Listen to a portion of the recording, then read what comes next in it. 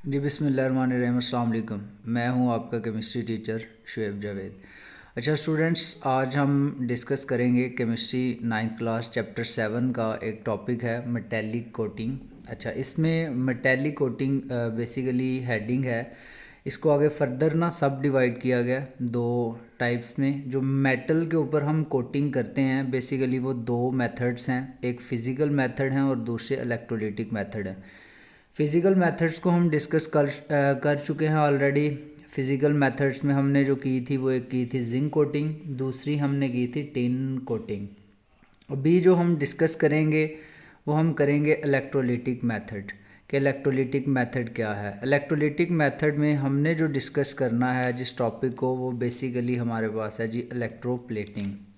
अब देखें, जो वर्ड इलेक्ट्रोप्लेटिंग है ये दो वर्ड्स का कम्बिनेशन है। जो वर्ड इलेक्ट्रो है ना, इलेक्ट्रो वर्ड का मतलब है इलेक्ट्रिक करंट, यानी कि इलेक्ट्रो वर्ड से मतलब है electric current.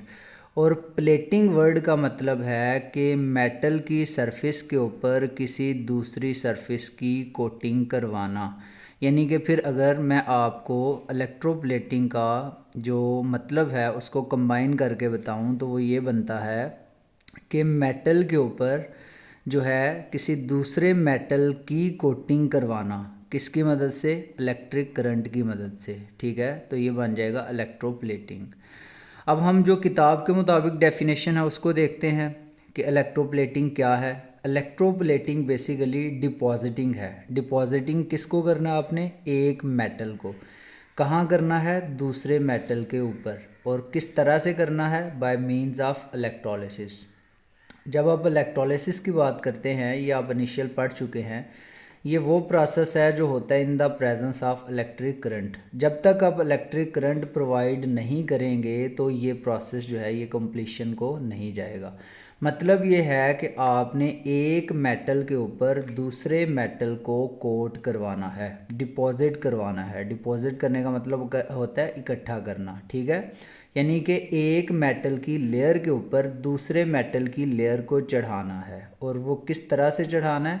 Bye means of electrolysis. ठीक है, अब इलेक्ट्रोप्लेटिंग जो है ये हमसे क्वेश्चन पूछा जाता है, शॉर्ट आंसर क्वेश्चन के तौर पे आपसे पूछा जाता है कि इलेक्ट्रोप्लेटिंग का पर्पस क्या है, इसका मकसद क्या है, इसका सिग्निफिकेंस क्या है, फ़ायदा क्या है। तो देखें स्टूडेंट्स, आपके पास इसके दो पर्पस हैं।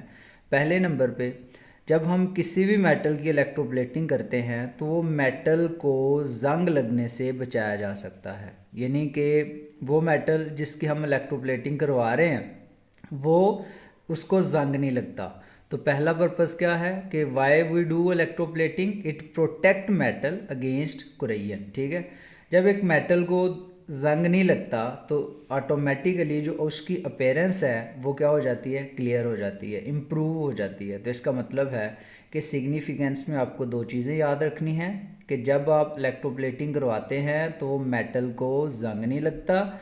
दूसरे नंबर पे, जब किसी मेटल को जंग नहीं लगता तो उसकी जो वाज़ह तौर पे नज़र आने वाला जो मेटल है उसकी जो अपीयरेंस है वो बेहतर हो जाती है। ठीक है, तो अगर आपको ये क्वेश्चन आता है कि व्हाट इज़ द पर्पज़ और सिग्निफिकेंस ऑफ इलेक्ट्रोप्लेटिंग, तो देन आप ये दो पॉइंट्स इसमें लिखेंगे। ठीक है, उसके बाद थर्ड थिंग जो यहाँ पे आएगी वो ये है कि what is the principle of electroplating, यानी कि इलेक्ट्रोप्लेटिंग जो हम करवाते हैं उसका प्रिंसिपल क्या है।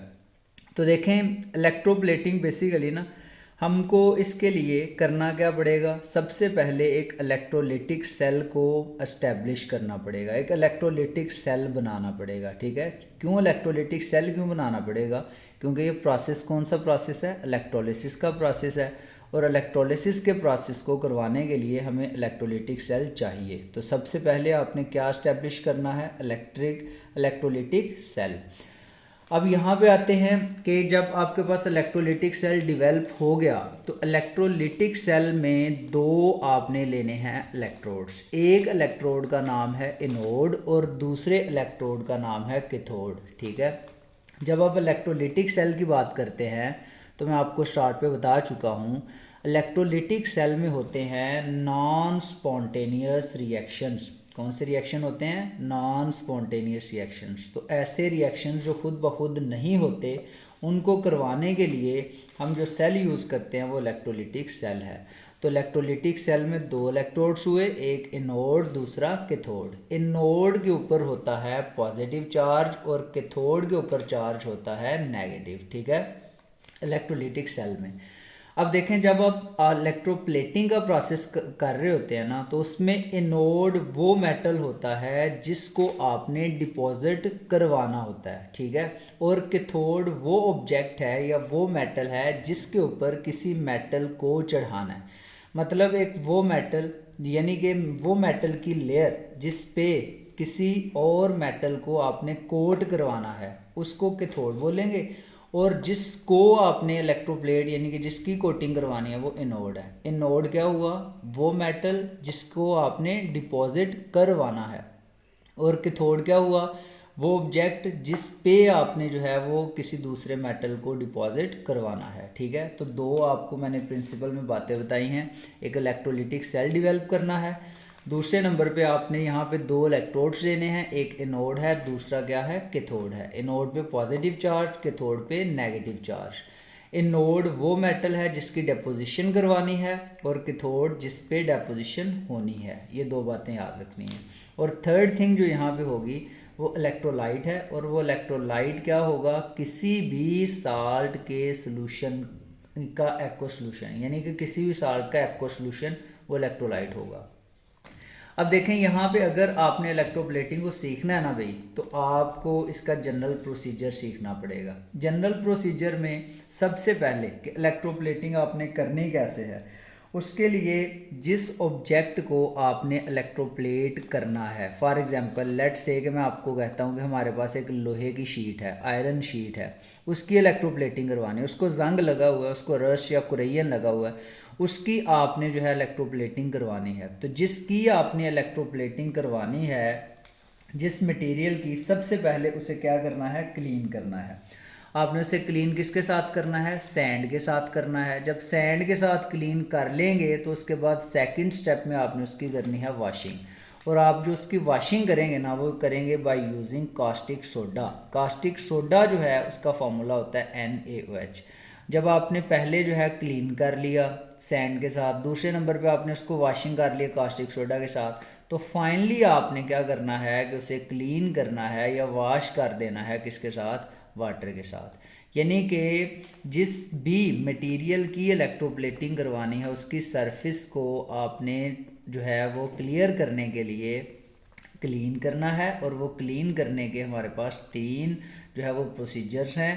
पहले नंबर पे सैंड यूज़ करेंगे, दूसरे नंबर पे कास्टिक सोडा यूज़ करेंगे, और थर्डली हम क्या यूज़ करेंगे? वाटर यूज़ करेंगे। अब पहले नंबर पे तो आपको ये पता चल गया कि हमने जिस चीज़ की इलेक्ट्रोप्लेटिंग करवानी है उसको हमने क्लीन कर लिया। जब आपने उसको क्लीन कर लिया तो दूसरे नंबर पे आपने यहाँ पे ले लिया इलेक्ट्रोलिटिक टैंक। इलेक्ट्रोलिटिक टैंक जो बना होगा ये 3 मटेरियल से बना होगा। या तो ये बना होगा सीमेंट से, या ये बना होगा ग्लास से, या तो ये बना होगा वुड से। लेकिन केमिस्ट्री में जब हम इलेक्ट्रोलिटिक प्रोसेसेस करवाते हैं तो हम ज़्यादातर जो यूज़ करते हैं वो किसको करते हैं? ग्लास को करते हैं। तो लेट्स से कि हमारे पास पहले जो मटेरियल था वो आयरन शीट थी, उसको हमने क्लीन कर लिया। क्लीन करने के बाद हमने क्या किया कि जो मटेरियल है वो कैथोड के तौर पे एक्ट करेगा, और उसको आपने रखा इलेक्ट्रोलिटिक टैंक में, और वो इलेक्ट्रोलिटिक टैंक बना हुआ है ग्लास से, ठीक है। उसमें दूसरा इलेक्ट्रोड आपने जो लेना है वो एनोड है, और एनोड वो मटेरियल होगा जिसकी इलेक्ट्रोप्लेटिंग, यानी कि जिसको डिपॉजिट करवाना है दूसरे पे, यानी कि ये वो मेटल है जिसकी डिपोजिशन करवानी है। तो ये 3 मेटल्स हैं आमतौर पे जो हम इलेक्ट्रोप्लेटिंग के लिए यूज़ करते हैं। एक आपके पास है निकल, दूसरा आपके पास है क्रोमियम, तीसरा है सिल्वर। आमतौर पे हम जो कोटिंग करवाते हैं ना किसी दूसरे मेटल के ऊपर, जिस तरह आयरन की शीट के ऊपर हमने कोटिंग करवानी है, तो हम ज़्यादातर जो यूज़ करते हैं वो किसको यूज़ करते हैं? सिल्वर को करते हैं, ठीक है। लेट्स से सिल्वर कर लिया या निकल कर लिया या क्रोमियम कर लिया, नो मैटर। अब आपने किया गया अभी तक 3 काम किए। पहले नंबर पे आयरन की शीट को क्लीन कर लिया, दूसरे नंबर पे इलेक्ट्रोलिटिक टैंक ले लिया। इलेक्ट्रोलिटिक टैंक में जो है वो आपने जो आयरन की शीट थी उसको कैथोड बना दिया। कैथोड के ऊपर आ गया नेगेटिव चार्ज, आपके पास जो एनोड है उसके ऊपर आ गया पॉजिटिव चार्ज, और एनोड वो मटेरियल है जिसको डिपॉजिट करवाना है। और थर्ड थिंग क्या है, फॉर एग्जांपल मैं आपसे कहता हूँ जी यहाँ पे आपने सिल्वर को डिपॉजिट करवाना है, तो आप यहाँ पे सिल्वर नाइट्रेट का सॉल्यूशन लेंगे, यानी कि सिल्वर का जो साल्ट है वो क्या है, सिल्वर नाइट्रेट। तो आप सिल्वर नाइट्रेट का सॉल्यूशन लेंगे। आपने फिर क्या किया, ये दोनों इलेक्ट्रोड्स को आपने कनेक्ट करवा दिया बैटरी के साथ। अब जब जैसे ही बैटरी के साथ कनेक्ट करवाएंगे, आपने प्रोवाइड क्या करना है, electric current. Electric current provide करने पे क्या होगा कि यहाँ पे सिल्वर है, फॉर एग्जांपल ये एनोड सिल्वर से बना हुआ है, सिल्वर अपने इलेक्ट्रॉन लूज करेगा, क्योंकि एनोड पे क्या होती है, ऑक्सीडेशन। तो ऑक्सीडेशन में क्या होता है, लॉस ऑफ इलेक्ट्रॉन, ठीक है। तो इसने अपने इलेक्ट्रॉन लूज़ करने हैं, और जब इसने इलेक्ट्रॉन लूज़ करने हैं तो इसने चेंज हो जाना है पॉजिटिव फॉर्म में, Ag पॉजिटिव फॉर्म में ये चेंज हुआ। कैथोड पे होता है नेगेटिव चार्ज, तो नेगेटिव चार्ज, तो ये positively charge silver ion negative electrode की तरफ जाएंगे, उससे इलेक्ट्रॉन हासिल करेंगे और उसकी सरफेस के ऊपर डिपॉजिट हो जाएंगे, ठीक है। इस तरह से पहले ये जो शीट बनी हुई थी ये आयरन से बनी हुई थी। अब जैसे ही आपने इलेक्ट्रिक करंट प्रोवाइड किया तो सिल्वर आयन बने, ये सिल्वर आयन माइग्रेट करना शुरू हो गए कैथोड की सरफेस की तरफ।